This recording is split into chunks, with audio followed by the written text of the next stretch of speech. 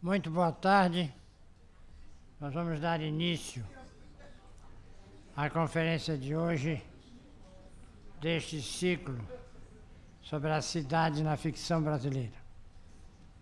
Hoje nós temos o prazer e a alegria de ter conosco Valnice Nogueira Galvão, que vai nos falar sobre o escritor na cidade, Machado de Assis e Lima Barreto. Valnice Nogueira Galvão, como todos sabem, tem um currículo acadêmico dos mais expressivos e dos mais importantes que se possa ter. Sendo professora titular de teoria literária. Emérita, faz favor. Professora emérita. Emérita. É. Professora emérita ou emérita professora de Teoria Literária e Literatura Comparada da Universidade de São Paulo. E autora de numerosa obra impressa, de mais de 30 livros, sobre literatura, em especial sobre a obra de Euclides da Cunha, à qual ela se dedica com especial competência, finura e profundidade há muitos anos. Eu não quero poupar mais tempo de não passar a palavra imediatamente a Valnice Nogueira Galvão. Obrigada, obrigada. Agradeço as palavras amabilíssimas de Alberto e agradeço também o convite que, mais uma vez, a academia me faz para vir falar aqui. Isso, há muitos anos que eu sou freguesa da academia, não é? E é sempre um prazer também vir ao Rio de Janeiro, porque, como vocês devem saber, paulista é louco pelo Rio de Janeiro, né? E, apropriadamente, num ciclo que trata da cidade, não é? Vem uma paulista falar justamente do Rio de Janeiro, na literatura, porque o lugar do Rio de Janeiro na literatura brasileira, quando você encara a questão desse ângulo da cidade, é ímpar. Nenhuma outra cidade tem o privilégio de um estatuto extraordinário na nossa literatura. O Rio de Janeiro é único nesse caso. A beleza desta cidade encantou e encanta a todos, não só a paulistas, aliás, que sempre recebem convites para vir ao Rio com grande alegria, como é o meu caso, mas também lhe dá um prestígio internacional. A única pessoa, até hoje, que já ouvi dizer que o Rio de Janeiro é feio foi Claude Lévi-Strauss. Eu não me conformo, eu jamais perdoarei. Nos Tristes Trópicos, ele escreve que o Rio é feio, que a Baía de Guanabara parece uma boca banguela. É exatamente a expressão que ele usa, que tem sempre bruma na Bahia, eu nunca vi. Talvez vocês que moram aqui vejam que tem bruma todos os dias. E, hoje em dia, depois de muito trabalho, eu consegui entender o que estava havendo com ele naquele momento. Ele estava extremamente ressentido, porque o contrato dele na nossa Faculdade de Filosofia da USP não foi renovado, o que foi um caso único. E ele ficou extremamente ressentido e de mal com o Brasil durante muito tempo. Ele não fala só mal do Rio de Janeiro, não, ele fala mal de muitas outras coisas do Brasil. Nesse ensaio. O que me aborrece é que tem muito brasileiro que veste a carapuça e acha que aquilo está certo. Olha, devia tomar como padrão a beleza do Rio de Janeiro. A pessoa que diz que denigre a beleza da cidade do Rio de Janeiro está falando bobagem nas outras páginas também, em tudo que ele critica a respeito do Brasil, né? Ele fala mal dos alunos, fala mal dos colegas, fala mal da cidade, fala mal de tudo. E tudo porque o contrato dele não foi renovado, principalmente porque ele não parava aqui, né? Ele ou estava no sertão com os índios ou estava passando férias na França. Um contrato de 3 anos, a faculdade resolveu não renovar. Ele jamais perdoou. Quem veio em substituição a ele foi Roger Bastide, que ficou 16 anos. Quer dizer, devia ser bom, né? O que estava acontecendo naquele momento. Mas, enfim, deixemos o único inimigo do Rio de Janeiro de lado e vamos ao que interessa. Um interesse maior, então, da cidade do Rio de Janeiro na questão da literatura é que nós, por exemplo, em São Paulo, quando nós comparamos com a presença do Rio de Janeiro na ficção, não é que não mereça, merece, mas São Paulo não tem nada de parecido. Quando você pensa assim, qual é o grande romance urbano da cidade de São Paulo? Não tem. Não tem. E mesmo quando não é só romance, você considera conto também, e poesia, é bastante pobre o panorama. E o Rio começa na literatura, inaugura com Memórias de Sargento de Milícia. Vocês querem mais do que isso? Não precisa, não é? Depois de Memórias de Sargento de Milícia, vem todos os romances do Joaquim Manuel do Macedo, e daí podemos passar, pulando Alencar, não é? Que também escreveu muito sobre o Rio. Eu resolvi falar sobre Machado de Assis e Lima Barreto, porque me pareceu que dava um contraste interessante na relação dos dois com a cidade do Rio de Janeiro. Eles são, portanto, eles têm uma defasagem, não é? Eles pertencem a gerações diferentes, mas, no entanto, conviveram na vida literária do Rio de Janeiro durante mais ou menos 2 décadas. Em posições divergentes e tal. Os dois eram prosadores, escreviam prosa realista, algo que os aproxima ainda mais. Mas, a partir de certo ponto, as similitudes se transformam em antagonismos. E é esse ponto que me interessa reter e examinar. Quem lê Machado de Assis e Lima Barreto mais ou menos candidamente, acaba tendo a impressão de que eles estão falando de 2 cidades diferentes, porque são muito pouco semelhantes.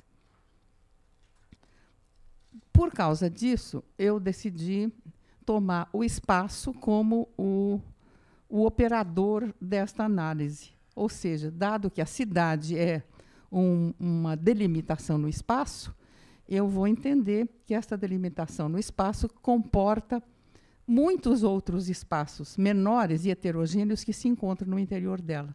E vou agitar um pouco essa noção desses outros espaços para poder entender melhor a obra dos dois. Um eixo de interrogação é o seguinte: como é que duas pessoas que têm a mesma profissão, são ambos escritores, escrevem prosa realista, eles passam suas vidas, como é que eles podem passar suas vidas em campos que são praticamente estanques, sendo que ambos partilham a condição de mulatos pobres do Rio na virada de século. E o segundo, que é mais interessante, do ponto de vista de análise formal, é que a maneira como cada um deles se apega a certos lugares, a certos espaços, desses espaços menores, né, heterogêneos, a que eu me referi, e isso acarreta uma metamorfose dos próprios espaços pelos quais eles mostram apego.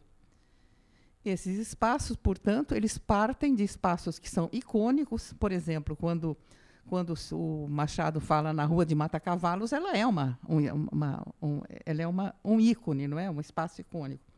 Mas eles vão se tornar, os espaços com que os dois lidam, vão se tornar simbólicos porque são carregados de conotações afetivas, sejam elas burlescas, em certos casos, ou sinistras, em outros. Então, os dois escritores operam sobre o mapa da cidade de Rio de Janeiro certos recortes que selecionam e pinçam certas áreas e recompõem um outro conjunto, que são digamos que essas unidades mínimas constituem os paradigmas com que eles lidam, mas quando eles ligam esses paradigmas num eixo, ele vai se tornar o sintagma, que é, portanto, o significante, cujos significados pedem para serem inferidos por nós. Qual é a inserção temporal dos dois? Não é? Eles foram testemunhas da avalanche modernizadora que fez do Rio de Janeiro uma metrópole do século XX. Quer dizer, é um tempo muito interessante e muito cheio de mudanças, muito dinâmico, né? A primeira fase, que vai da metade do 800 até a proclamação da República, foi vivida só por Machado. A segunda, daí em diante, da República para cá, foi vivida por ambos. O arranque inicial, como vocês sabem, dessa modernização foi dada pelo fim do tráfico de escravos e com o excesso de capitais que sobraram desse tráfico proibido e que foram investidos, então, eles eram, no seu conjunto, o maior negócio do país, e foram investidos em estradas de ferro, usinas de gás e de eletricidade, navegação, pontes, etc. É os inícios da industrialização. A face mais visível será a renovação do tecido urbano do Rio de Janeiro, que se inspira no modelo, que à época era incontornável, da reforma Haussmann de Paris. Assim, se arrasa o centro, onde os pobres viviam amontoados e que estava muito depredado, e os pobres são, então, expulsos para a periferia, abrem-se largas avenidas, projetam-se praças para onde essas avenidas convergem, edificam-se palácios e palacetes. A fórmula que tudo resume é o slogan mais repetido na Belle Époque. Vocês já ouviram milhares de vezes. O Rio civiliza-se. Em 50 anos, a cidade era outra. Eu, na qualidade de paulista, tenho que reconhecer que só havia uma cidade no Brasil, só havia o Rio de Janeiro. O resto era o resto. Quando o Rio tinha 1 milhão de habitantes, São Paulo tinha 200 mil na virada de século. Não passava de uma aldeia, não é? Uma vila muito provinciana. E um viajante estrangeiro, no caso o Carl von Clausewitz, ele fez essa observação a respeito da Rua do Ouvidor, que depois vai ceder sua preponderância à Avenida Central, a observação de que o Rio de Janeiro é o Brasil e a Rua do Ouvidor é o Rio de Janeiro. Quem quiser aprender por que maneira o Brasil é governado e os negócios públicos conduzidos, não tem mais que passear algumas horas por dia na Rua do Ouvidor. Ora, é Machado de Assis quem é o cronista meticuloso e clarividente de toda essa prosperidade súbita. Ele ensaiou primeiro a mão na prosa romântica, mas depois ele se alçou ao posto de maior ficcionista do realismo brasileiro e vai, sobretudo, a partir das memórias póstumas, se tornar cada vez menos romântico e cada vez mais feroz. Os traços canônicos de sua biografia, eu penso que eu não preciso lembrar, porque eles são muito conhecidos. A ascensão social do moço pobre, que encontra um protetor, interrompe seus estudos, se torna funcionário público, faz uma carreira de funcionário público impecável, acaba sendo condecorado pelo imperador e fundador desta casa, da Academia Brasileira de Letras, de que ele é o primeiro presidente em caráter perpétuo. Todo mundo lia Machado de Assis e ele veio a ser, ao mesmo tempo, uma espécie de oráculo, não é? E de encarnação da respeitabilidade. Ele foi reconhecido em vida como o maior escritor do país e, quando morreu, já era uma instituição nacional. Em suma, ele realiza, em sua biografia, o ideal burguês de partir do zero para chegar ao auge. Tudo isso vocês sabem. E eu estou, de propósito, acentuando isso para contrastar, evidentemente, com Lima Barreto. Vocês sabem também muito bem o que um escritor com um perfil como esse acabou produzindo como obra. Ele voltou decididamente às costas às suas origens, à cor de sua pele, à sua classe. Ele rejeita como assunto escravos, mulatos, pobres, salvo em raríssimos casos. Em troca, eu até diria que é em retaliação, não é bem em troca apenas, ele se torna o analista impiedoso da sociedade do Rio de Janeiro, em pleno processo de enriquecimento. E ele escolheu, portanto, o polo de decisão econômico e político do país. E isso com a mão perfidamente leve, que lhe conhecemos, e o humor à maneira setecentista inglesa de alguns de seus predecessores, sobretudo o Lawrence Sterne de Tristram Shandy, como a crítica já observou. Mas não se busque no Machado de Assis um painel do funcionamento do sistema geral da sociedade, como nós encontramos em Balzac ou em Zola, e nem essa espécie de enciclopédia da tolice mediana, como em Flaubert, e não só o Flaubert de Bouvard e Pécuchet, nos outros livros também. O que o Machado faz? Ele persegue um outro filão. Ele persegue a má-fé burguesa, que é, em filigrana, como ele mostra, a mola secreta das virtudes convencionais. Eu diria, eu não sei se é um pouco arriscado dizer isso, mas eu encontro um pouco da sua inimitável maneira, bem mais tarde, e talvez não tão sorna, um pouco mais patente, no livro A Consciência de Zeno, de Ítalo Svevo. Bom, exemplar desse filão é, naturalmente, Quincas Borba, que se rende aos encantos do Rio de Janeiro. O que acontece com ele? Ele vem da província para o Rio rico, né, e volta depenado. Ele deixou tudo que ele tinha nas mãos dos espertalhões. Ele volta pobre e louco para morrer, não é? De modo que aquela alegoria do campo, da colheita do campo de batatas que as duas tribos disputam, é a encarnação do enredo do romance Quincas Borba. É ali que nós vemos como é que as batatas mudam de mão, não é? A admiração que o Machado de Assis tantas vezes expressou por mestres do estilo altamente considerados em seu tempo, como Renan, e que hoje ninguém mais lê, como Renan e Anatole France, também deixou marcas em sua maneira de escrever, afora os ingleses.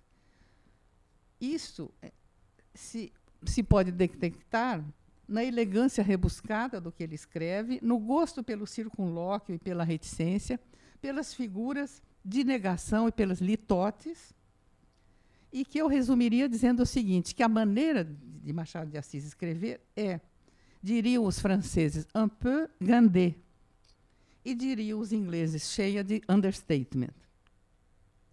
O procedimento usual, vocês sabem muito bem, é de minimizar o dramático e até o trágico. Trata-se, evidentemente, de um misantropo, sardônico e ácido, mas que envolve a misantropia em riso. O efeito literário é certeiro. É inesquecível, no Machado, quando alguém diz cair das nuvens, retruca o interlocutor no registro do bom senso. Antes cair das nuvens do que do terceiro andar. Então, nesse caso, o chavão, né, o lugar comum, que é uma hipérbole, é pulverizado pelo epigrama fulgurante e o discurso é totalmente rebaixado. É um mestre, realmente, é um grande, um extraordinário escritor, que resiste até à tradução. Já no tratamento dos espaços, que é o que mais me interessa aqui, a oposição maior em Machado repousa entre os públicos e os privados. Acompanhemos um pouco o palmilhar diário do escritor em toda a sua glória pelas ruas. Bem à vontade, numa cidade em que era um cidadão conhecido e reconhecido, que dominava seus percursos. Sua auréola, para te dar uma barretada a um especialista no assunto, que é o Walter Benjamin, sua auréola estava firme no lugar, ainda não tinha caído na lama, como cairia a de Baudelaire. Machado de Assis levava uma vida bastante sistemática, indo e vindo a cada dia de casa, onde era esposo exemplar, ao ministério, onde era funcionário também exemplar. Diariamente, ao voltar do trabalho, passava sua meia hora na livraria Garnier, sua editora. todos os intelectuais da época ali acorriam para as suas tertúlias, mas Machado de Assis era privilegiado, pois tinha a sua cadeira, onde ninguém ousava sentar-se. Afora isso, saía pouco, salvo para a academia, embora fosse requestado e recebesse inúmeros convites muito lisonjeiros. Reservadíssimo, até mesmo na correspondência. Tinha poucos e seletos amigos, e nenhum dos seus contemporâneos pôde se jactar de saber o que ele de fato pensava. Apesar de contribuinte assíduo dos periódicos, onde ia urdindo a crônica dos acontecimentos, também de cuja leitura moderna tanto dependemos das pesquisas de John Gladstone, destoava da moda insuportável de seu tempo por não se dar ao desfrute da polêmica, na formulação famosa, por tédio à controvérsia, e pouco comentava do que escrevia. Entretanto, é bom lembrar que se tratava de uma celebridade, que a fama seguia seus passos e as pessoas o reconheciam nas ruas. E isso, ao mesmo tempo, o leitor de Machado tem a impressão de que, ao mesmo tempo, lhe agradava ser uma celebridade, ele gostava disso, mas ele desprezava seus admiradores, né? Basta lembrar as inúmeras farpas que ele lançou contra aqueles que ficam boquiabertos diante do renome de outro. É só lembrar a teoria do medalhão. Isso, o percurso do escritor. Como é que era na ficção? Na ficção, a cidade de Machado de Assis é tão bem dividida quanto seu roteiro cotidiano, sendo, todavia, dotada de uma diversidade mais complexa.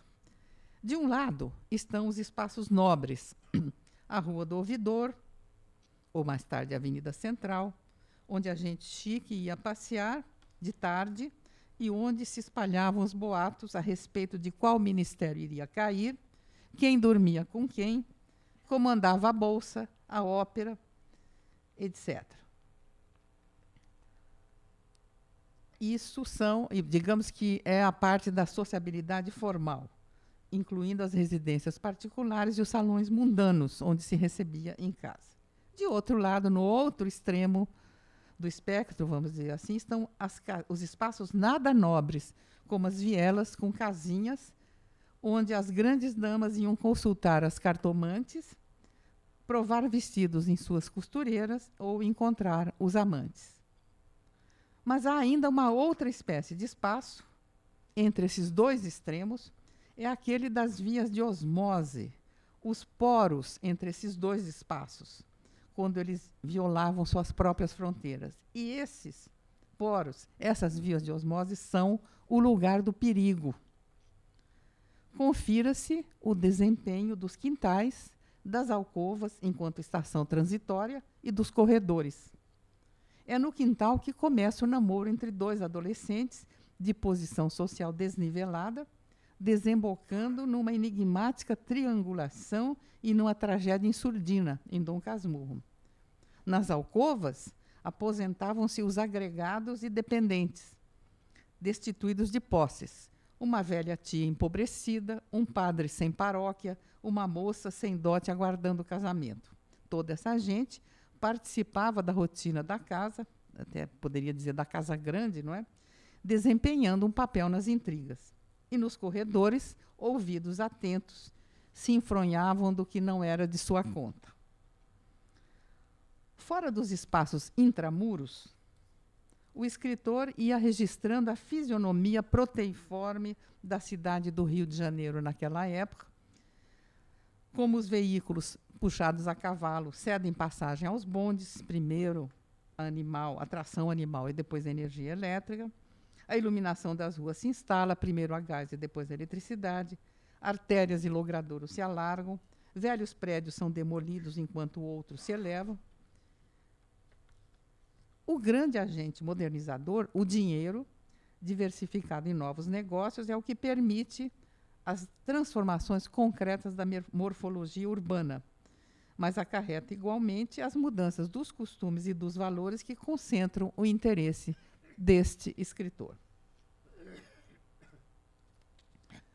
Machado de Assis teve uma vida longa e escreveu por cerca de 40 anos. Assistiu a muitos eventos históricos marcantes, entre eles a abolição da escravatura, em 88, e a proclamação da República no ano seguinte.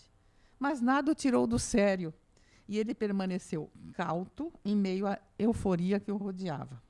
E assim foi em tudo que escreveu, sempre cético, às vezes cínico, jamais apaixonado. Malgrado a unanimidade, foi, todavia, acusado de desprezar a natureza, começando pelos reparos que lhe endereçou Silvio Romero, o mais influente crítico literário da época. Num país onde a natureza é tão exuberante e imponente, e ainda mais no Rio de Janeiro, não é? Sendo que a natureza exuberante passou a emblema da nacionalidade, né? Ele não fazia questão de enxergar a natureza. Em todo caso, jamais saiu do Rio, salvo para temporadas nas montanhas próximas. Mas, nesse ponto, se os reparos têm fundamento, quem viu justo foi Machado de Assis, porque era na cidade do Rio, sem nada a ver com a natureza, que o destino das pessoas da cidade e do país se decidia. O primeiro a levantar essa lebre da natureza na obra do Machado, para defendê-lo, aliás, foi Roger Bastide, esse mesmo que chegou ao Brasil para substituir Lévi-Strauss. Ele achou um absurdo que se acusasse o Machado de não enxergar a natureza, porque, na realidade, o que se esperava dele é que ele alternasse a narrativa com cromos ou vinhetas descrevendo a paisagem, não é? Como os românticos faziam. O Bastide diz não, ele põe a natureza dentro das pessoas, ele usa a natureza para compor metáforas e outras coisas, e isso sim é que significa abarcar a natureza e dar um papel fundamental na técnica romanesca. Os Olhos de Ressaca, não se precisa falar mais nada, né? Basta falar nos Olhos de Ressaca, onde eu vejo também uma ressonância dos olhos das personagens de Homero, né? Principalmente as mulheres, quer dizer, elas são conhecidas especialmente por seus olhos. Hera, que tinha ao pé da letra olhos de touro, e que Odorico Mendes transforma em Olitáurea. Atena, Palas Atena, que tinha olhos glaucos, não é? Glaucopes. O Odorico Mendes transforma em Olicerúlea. Quer dizer, são muito bonitos esses epítetos e não são muito diferentes em natureza dos Olhos de Ressaca da Capitu. Bom, quando Machado escreve O Alienista, ele faz um trabalho com o espaço que é muito curioso, porque ele mostra que os espaços no Alienista são reversíveis. Você tem uma cidade e você tem um hospício na cidade, tá certo? E ele faz um trabalho tão extraordinário nesse grande conto que, no fim, o leitor não sabe mais qual é o espaço da razão ou o espaço da loucura. De partida, parece que, para enganar o leitor, parece que a cidade é o foco da razão e o hospício é o foco da loucura. Não, daí a pouco, quando o leitor se vê no meio da narrativa, o contrário está ocorrendo. O leitor jamais consegue decidir qual deles é o lugar da razão e o lugar da loucura. Bom, já imaginamos as consequências, não é? Mas quando a história avança um pouco mais, a história do Brasil, vamos dizer, a história do Rio de Janeiro, estreia na cena literária do Rio um jovem escritor, que é Lima Barreto, que vai viver apenas até os 43 anos e que morrerá cerca de uma década depois de Machado de Assis. Ele é, portanto, contemporâneo dele, porém já pertencendo a uma outra geração. O percurso de Lima Barreto em nada se assemelha ao de Machado de Assis. À parte, os mesmos inícios. Também é mulato e pobre, autodidata com estudos interrompidos, encontra um protetor, torna-se pequeno funcionário público, mas não faz carreira, nunca se casa e não sobe na vida. Colabora regularmente na imprensa enquanto escreve romances e contos. Leva uma vida boêmia e desregrada. Ele é um flaneur e sua auréola, a exemplo da de Baudelaire e ao contrário de Machado de Assis, já caiu na lama. Ele não é um artista conspícuo. Após ter publicado 3 romances e numerosos contos, candidata-se por 2 vezes a uma cadeira aqui na Academia Brasileira de Letras, aquela mesma de que Machado de Assis era fundador e presidente perpétuo, e é por 2 vezes recusado, inclusive com a oposição de Machado de Assis, que fez campanha por Mário de Alencar, que acabou sendo eleito. Sem renome e sem posição, ele se encastela num ostracismo rancoroso de quem, entre aspas, não conhece o seu lugar, fecha aspas. Foi várias vezes, como vocês sabem, internado para curas de desintoxicação, e suas relações com a cidade, tanto na peregrinação diária quanto nos escritos, são bem diversas das de Machado de Assis. Para começar, não se sentia em casa nela, mas como alienígena devido à cor de sua pele. Ademais, andava enxovalhado, era mal apessoado e nada respeitável. Seu olho agudo de pária fisga as diferenças sociais, aquilo que sentem as pessoas de cor, os pobres e até mesmo as mulheres. Quanto a estas últimas, ele as analisa, entre outras, em Clara dos Anjos e na personagem Olga, de Triste Fim de Policarpo Quaresma. Lima Barreto anota e descreve o movimento da população na cidade à medida que os pobres são expulsos para a periferia para melhoramento do centro. Observa igualmente aqueles que chegam do interior, cheios de ilusões, atraídos pelo brilho da metrópole, mas fadados ao fracasso, como o Rubião de Machado de Assis. Só que ele inverte o ângulo do flagrante, não é? É assim que ele vai registrando a segunda fase da prosperidade do Rio, aquela que se segue à proclamação da República. O mais bem acabado de seus romances, que é o Policarpo Quaresma, procede à criação de um protagonista que procura encontrar seu lugar na cidade do Rio. O que complica a vida de Policarpo, que é muito simpático e muito decente, é ser um patriota sincero, desejoso de fazer alguma coisa por sua pátria, a qual, reciprocamente, não é nem acolhedora nem agradecida. Policarpo é mais um funcionário nessa lista de funcionários. Vocês sabem, eu não preciso repetir, que primeiro ele luta pela implantação do tupi, uma luta que se passa no centro da cidade. Depois não dá certo, ele vai praticar agricultura num sítio na periferia. E é sem êxito, porque, entre outros flagelos naturais e sociais, as formigas chegam e arrasam suas modestas plantações. Então, ele tenta encontrar seu lugar nos espaços extremos, primeiro no centro e depois na periferia, não é? Ele fracassa nos 2 espaços. E o que ele faz, então? Ele recua para a intermediação entre ambos, que é o bairro suburbano onde vive sua família e onde vivem seus amigos. Mas lá também a mediocridade é insuportável.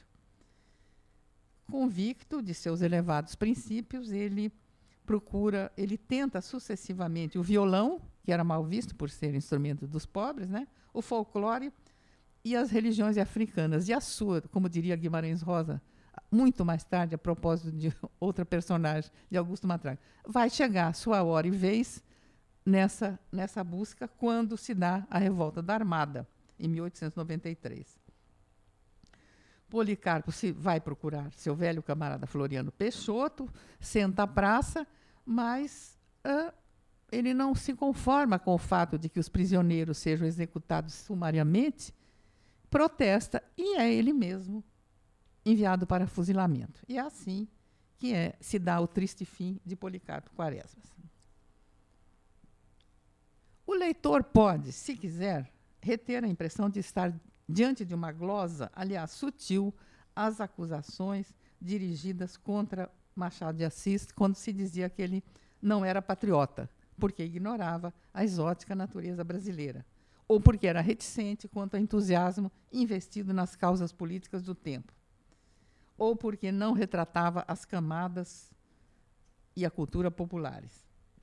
E lembrar-se também, e é neste ponto que eu gostaria de complicar um pouco mais o que eu estou dizendo, e o leitor poderia se lembrar de um outro escritor este branco engenheiro diplomado que atravessava o mesmo espaço na mesma época, o espaço que assistiu ao triste fim da personagem de Lima Barreto. Eu estou falando de Euclides da Cunha, evidentemente, que viria a travar relações pessoais e corresponder-se com Machado de Assis, bem como viria a pertencer à academia, e que estava, então, na época da Revolta da Armada, recém-formado na Escola Superior de Guerra, e fora designado para trabalhar nas fortificações das docas contra esses revoltosos da Revolta da Armada. Ele se cruzou igualmente com Floriano Peixoto, de quem fora por curto período ardente admirador, assim como tinha se engaujado nas causas da abolição e do republicanismo. Deixou sobre o líder, Floriano Peixoto, algumas páginas fortes que todos conhecem. O Marechal de Ferro, de 1904, a Esfinge, de 94, escrito quando se achava realizando aquela tarefa profissional de fortificação das docas. Ambos recolhidos em contrastes e confrontos, aqui se somam menções em Os Sertões e uma entrevista com o Marechal, relatada em carta a Lúcio de Mendonça, de 1904. Ao receber uma turma de operários recrutados a laço para trabalhar nas fortificações, comenta que eles eram patriotas sob a sugestão irresistível dos rifles desembainhados e pranchadas iminentes. E acrescenta, ponderando a contraditória situação em que se encontrava enquanto procedia as fortificações. Abro aspas. Urgia por mãos a tarefa. Certo não desfaleceria da minha banda a defesa da legalidade, belo eufemismo destes tempos sem lei. 10 dias depois, Euclides extravasaria sua indignação ante o que presenciara, em que fora envolvido como engenheiro militar, ao escrever 2 cartas abertas à Gazeta de Notícias. Nelas, ele protesta em nome de, diz ele, um país nobilitado pela forma republicana, protesta contra a ideia de executar sumariamente os prisioneiros, que estão sendo executados sumariamente. O senador João Cordeiro sugerira no parlamento que se jogasse dinamite nas cadeias onde estavam presos os revoltosos, porque dava muito trabalho ficar prendendo revoltosos. Se jogasse dinamite nas cadeias, acabava com o problema. O gesto de Euclides, cartas abertas aos jornais, de um oficial do Exército, conheceu uma certa notoriedade e se aproxima daquele de Policarpo Quaresma, ao qual pode ter inspirado. Em ambos, trata-se de sincero impulso em defesa dos direitos democráticos dos oprimidos, e ambos estavam fadados ao desastre. Certamente, o escândalo das cartas de Euclides foi tão grande que certamente o Lima Barreto ficou sabendo, não é? Machado de Assis também, claro, mas todo mundo sabia, vamos dizer assim. Vamos dizer que a punição de Euclides foi menos letal que a de Policarpo, e não passou de um exílio branco, muito de uso nas Forças Armadas da época, resultando em sua remoção para a cidadezinha de Campanha, no interior de Minas Gerais. À época, seu sogro e um dos proclamadores da República, o general Solon Ribeiro, sofreu o mesmo tipo de castigo, depois de ser preso e repreendido em ordem do dia. Ele foi mandado por Floriano, com quem se desentendera por defender a Constituição, foi mandado para Mato Grosso. O fato é comentado em carta que Euclides escreve ao sogro, já de Campanha, dessa cidadezinha mineira, datada de 6 de junho de 94, onde externa bastante de seu próprio desgosto. A partir de então, Euclides permaneceria em desgraça ante o regime, como confidencia ao sogro logo depois, em carta de 95. Datam de suas, ele diz, abre aspas, nada conseguirei de uma política enredadíssima e listrada pelas raias brutas de jacobinismo que me vê com maus olhos. Ele era, vamos dizer que ele era grandiloquente até nas cartas pessoais, né? E datam de sua punição as primeiras cogitações em abandonar o exército, coisa que ele fará logo depois. Bom, tudo se passa na mesma cidade e na mesma época. E a fantasia, pelo menos a minha, se deleita em reconstituir percursos e cruzamentos imaginários. Entretanto, e em suma, a cidade de Machado de Assis, de Lima Barreto e de Euclides da Cunha é e não é a mesma. Trata-se, sem dúvida, de uma certa aglomeração urbana onde os três viveram, uma certa aglomeração urbana recortada num certo espaço. Mas, assim como seus percursos cotidianos não coincidem, entre os espaços especialmente de Machado de Assis e de Lima Barreto, instaura-se uma relação que é antes de oposição. Machado ou estava em casa, em sua residência no belo bairro de Cosme Velho, aliás, é um belo bairro até hoje, ou em outros espaços nobres do Rio. A academia, a sua editora, a ópera, o ministério, as ruas principais do centro. Ao contrário, Lima Barreto morava no subúrbio pobre, frequentava cafés e bares de má reputação, era cliente de hospícios e hospitais, todos espaços que assombram sua ficção e seus diários íntimos. De fato, os roteiros respectivos dos dois escritores não se recobriam, apesar de terem pertencido simultaneamente à cena literária do Rio, pelo menos durante 2 decênios. O resultado estético dessa situação paradoxal é igualmente a seleção de diferentes espaços em suas obras, os quais passam, como eu disse, de icônicos a simbólicos. Levando em conta todos esses elementos, quem sabe se deveria acrescentar ainda mais um, o de que não era simples ser um escritor mulato e pobre no Brasil da época, seja que essa condição fosse assumida, como é o caso de Lima Barreto, seja que ela fosse negada, como é o caso de Machado de Assis. Gilberto Freire estudou a irresistível emergência daquilo que ele chamou de uma fulgurante plebe intelectual. Dando os primeiros sinais no Império, estudou nos Sobrados e Mocambos e Ordem e Progresso, sobretudo.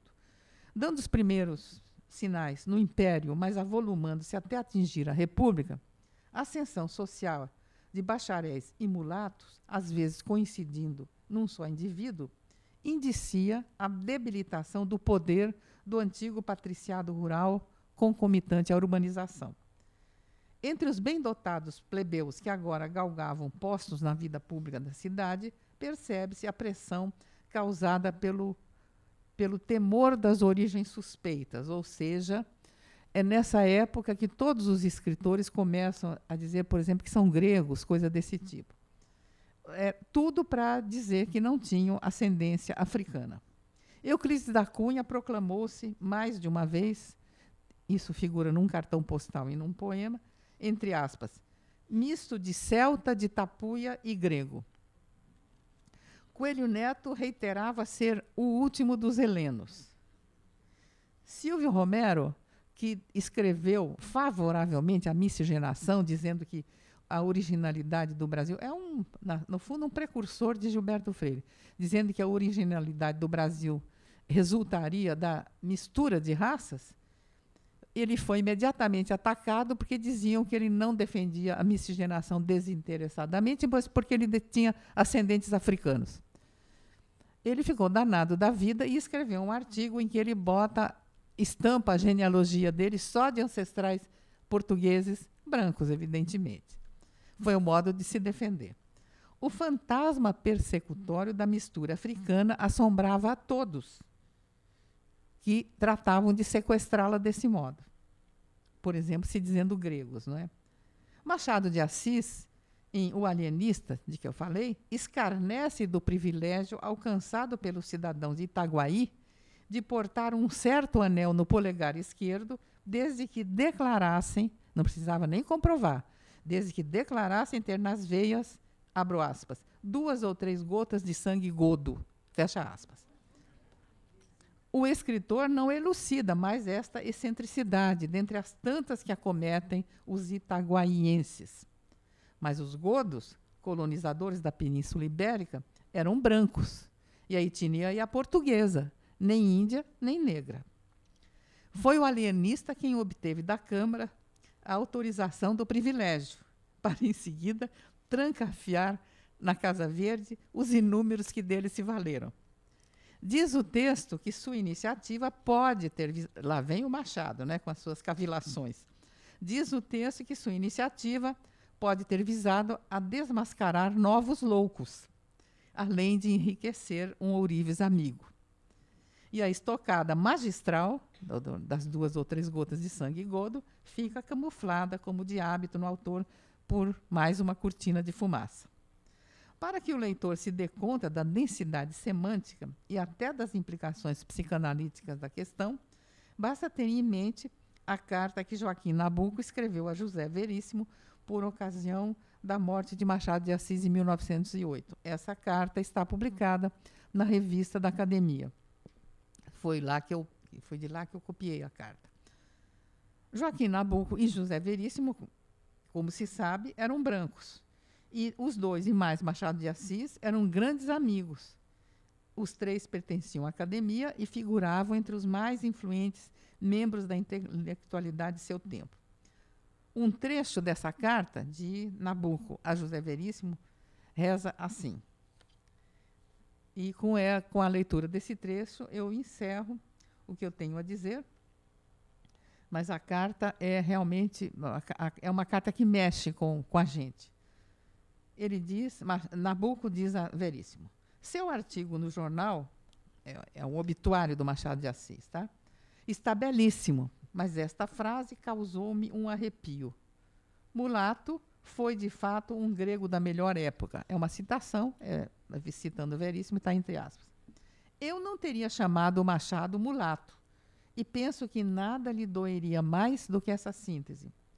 Rogo-lhe que tire isso quando reduzir os artigos a páginas permanentes. A palavra não é literária e é pejorativa. Basta ver-lhe a etimologia. Nem sei se alguma vez ele a escreveu e que tom lhe deu. O Machado, para mim, era um branco, e creio que por tal se tomava. Quando houvesse sangue estranho, isto em nada afetava a sua perfeita caracterização caucásica. Eu, pelo menos, só vi nele o grego. O nosso pobre amigo, tão sensível, preferiria o esquecimento à glória com a devassa sobre suas origens. Muito obrigada por terem me ouvido.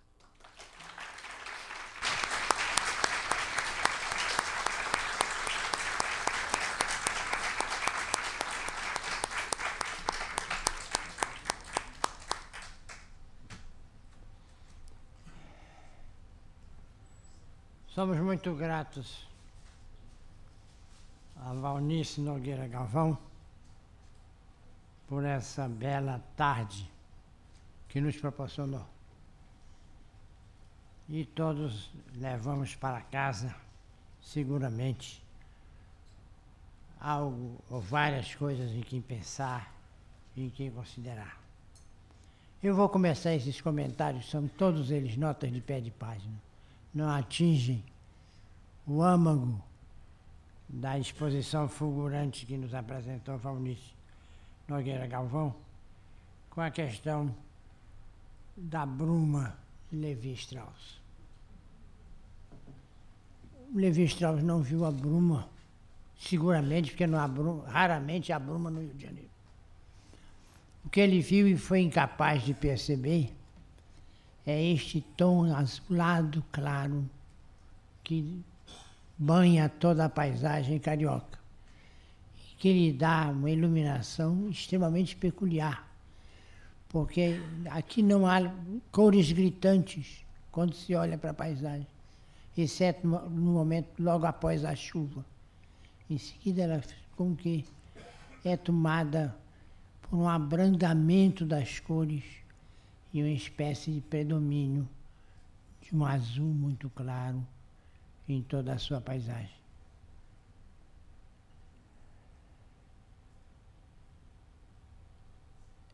Eu acho que Valnice, como uma boa paulista, e eu sou paulista, como vocês sabem, embora de origem nordestina, como aliás é de praxe em São Paulo, pouquíssimo sangue gordo, meu querido. Mas e São Paulo também tem uma literatura urbana. Eu lembro em nosso tempo um autor muito esquecido, mas que escreveu muito sobre o Rio de Janeiro, e sobre São Paulo, e sobre Paris, e sobre Nova Delhi, e sobre numerosas cidades, mas sobretudo sobre São Paulo, que foi José Geraldo Vieira. Em cuja ficção se pode, de tal maneira, refazer as mudanças que sofreu aquela cidade. Machado de Assis e Lima Barreto tinham posições diferentes em relação à cidade do Rio de Janeiro, como Valnice Nogueira Galvão também ressaltou. Havia mesmo através de seus personagens como observador dos subúrbios. Tanto assim que aquele que foi chamado de Dom Casmurro termina o seu livro, termina o relato de sua vida, dizendo que estava na hora de ir escrever a história dos subúrbios. Já Lima Barreto foi hóspede, ainda que indesejado, nos subúrbios, sobretudo dos subúrbios de Todos os Santos, que ele descreve tão bem em Policarpo Quaresma. Mas, num e outro, eu creio que é possível reconstituir o Rio de Janeiro de seu tempo, quer dizer, o Rio de Janeiro que desaparecia e reaparecia de um momento para outro. E tanto isso é verdade que eu me recordo que há muito tempo, quando eu tinha 20 anos, eu sonhei em fazer uma reportagem fotográfica com todas as casas que, segundo as descrições de Machado de Assis, poderiam ter sido a origem das suas descrições. Porque era possível realmente, lendo Machado, reconstituir a vida do Rio de Janeiro. A vida de um certo Rio de Janeiro, o Rio de Janeiro da classe ociosa, o Rio de Janeiro no qual ele descreve a escravidão no fundo do quintal. Essa é a coisa extraordinária em relação a esse parágrafo final, esse texto final que Valnice nos leu. É que Machado estava atentíssimo para a escravidão, mas praticamente não fala dela, a não ser de uma maneira oblíqua. Na realidade, o escravo está em todos os seus livros, em todos os seus romances e em muitos dos seus contos.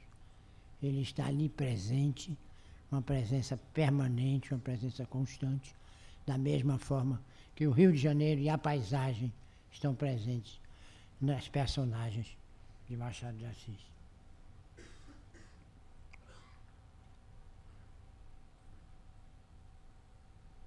Valnice nos disse que Machado era um analista impiedoso. Eu acho que ele era mais do que impiedoso. Ele era um analista perverso. Ele tinha uma perversidade íntima que fazia com que ele tivesse um certo gosto em escalpelar as suas personagens. Ele atuava sempre, mas ele atuava sempre com aquilo que Murilo Mendes uma vez chamou num verso um punhal envolto em flores.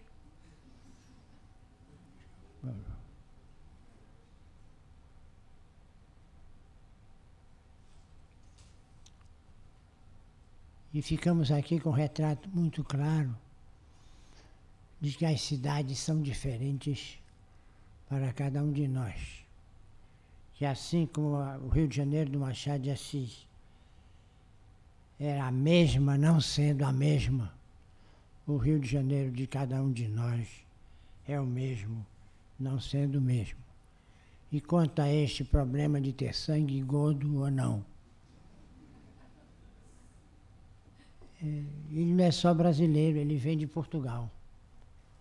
Até um autor como Raul Brandão ainda dedica páginas para explicar a diferença entre o português do norte, descendente predominantemente de godo, e o português do sul, descendente predominantemente de árabe, contrastam no seio da nação portuguesa.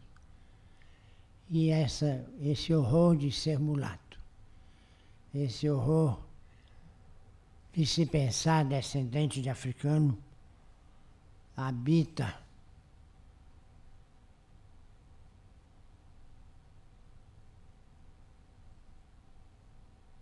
o que temos de mais falso dentro de nós mesmos até os dias de hoje, quando vemos tantas famílias e tantas casas esconderem no fundo da gaveta o retrato da bisavó ou do tetravô, que não era exatamente um bom godo. Muito obrigado a Valnice Nogueira Galvão pela sua belíssima exposição. E eu convido a todos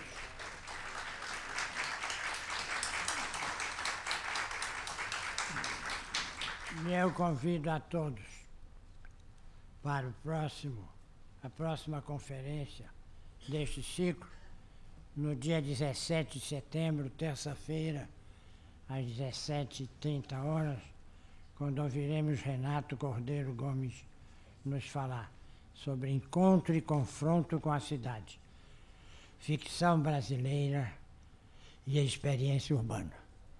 Lembro também que no próximo dia 11, quarta-feira, ou seja, depois de amanhã, às 12h30, teremos mais um programa MPB na ABL, comemorando os 100 anos de Vinícius de Moraes, com a apresentação de Miúcha Buarque e Georgina Moraes. E que nessa mesma quarta-feira, 11 de setembro, às 14h, nós receberemos os professores da Universidade de Salamanca, que integram o Centro de Estudos Brasileiros, para uma jornada literária dedicada a Ortega y Gasset. Muito obrigado, muito boa noite.